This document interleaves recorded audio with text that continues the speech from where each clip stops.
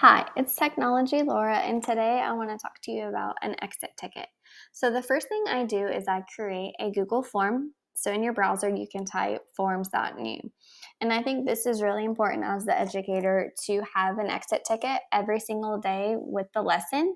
This gives you quick data, how your students did on the lesson, and also gives them an opportunity to show you what they know and reflect on your teaching. So I have a nice background for the holidays just to, spark the interest of the students. And then the first thing is their name. So they type in their name on the first blank.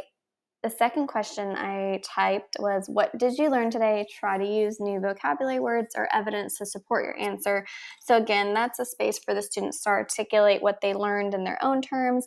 And I push their thinking that they can integrate the vocabulary in the sentence or use evidence to support their answer.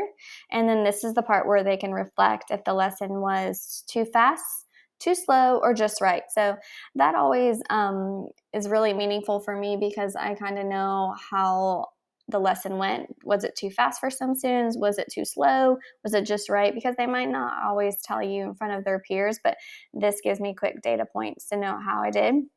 And then, similar to a bell ringer, I have 5 blanks because there are always 5 questions with the exit ticket. So the students type all of their answers 1 through 5.